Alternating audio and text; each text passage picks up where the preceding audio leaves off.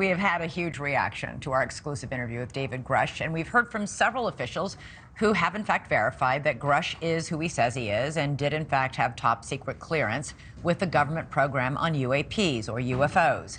But not everyone is convinced by what Grusch has said in his whistleblower complaint, and it's important to hear from them as well. Science writer and conspiracy theory debunker Mick West is one of those skeptics, and he joins us now. Mick, thanks so much for coming on the show. I really appreciate it. Thank you. You take issue with several parts of David Grusch's story. Let's go through them one by one. The first is when Grusch describes the unknown materials that he says were making up this non-human aircraft. Let's listen to what he said. Why do you know it's exotic?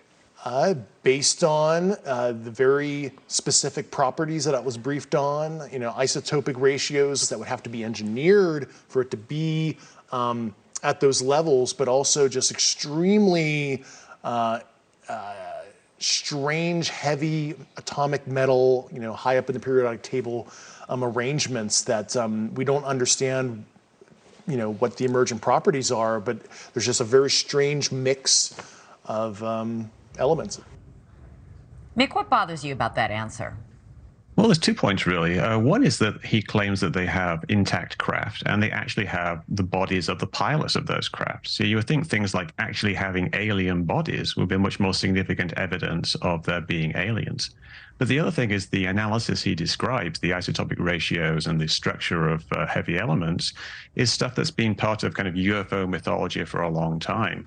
And these are actually not things that cannot be duplicated on Earth. Isotopic ratios are just a mixing of two types of metal of different isotopes. And the strange structures he's referring to quite possibly refer to a bit of bismuth and magnesium that has been floating around in the UFO community for a couple of decades. And it's quite possibly just a bit of an industrial slag or something like that. So these aren't actually new revelations. These seems to be very much just part of essentially UFO mythology, kind of repackaged in a semi-official format. You have also noted that Grusch received permission from the Department of Defense to do the interview with us. Let's listen to that part of the interview where he says that. Have human beings been hurt or killed by a non-human intelligence? While I can't get into the specifics because that would reveal certain U.S. classified operations, I was briefed by a few individuals on the program that there were malevolent events like that. Okay, that wasn't actually the soundbite that I was calling for. He does say, and he shows us permission from the Department of Defense to give the that interview. What bothers you about that permission?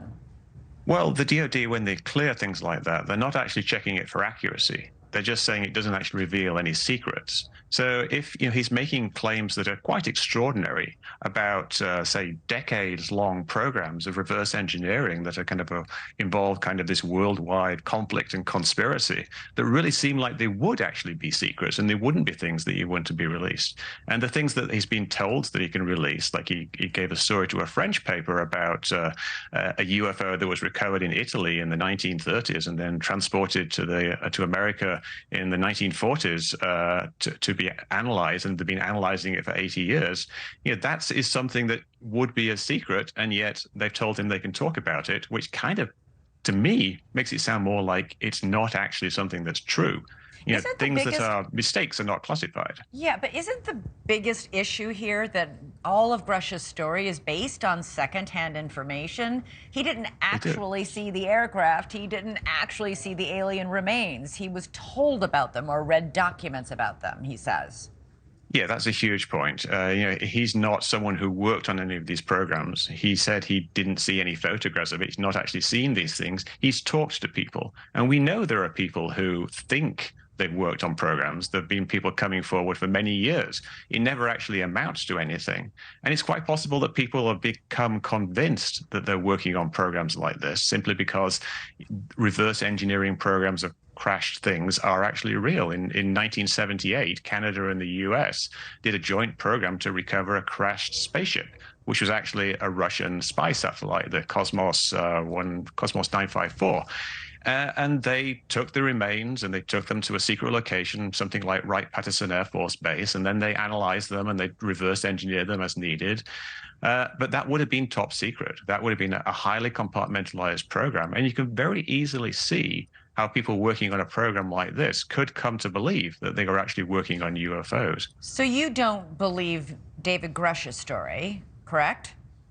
I don't think what he's saying is accurate. I think it's quite possible he's believing what he's saying, but it's quite an incredible story that really needs some actual verification, and I'm hoping that's going to be coming soon. I'm just curious, 10 seconds. Do you believe in UFOs? Do you believe in the possibility of UFOs?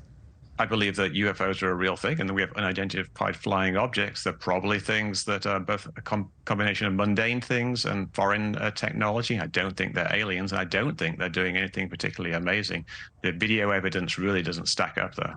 All right, Mick West, thanks so much for coming on. It's important to get all sides of the story, and we appreciate you coming on to do so. Thank you for watching. Go to newsnationnow.com to find NewsNation on your television provider. And don't forget to click the red subscribe button below to get more of NewsNation's fact-driven, unbiased coverage.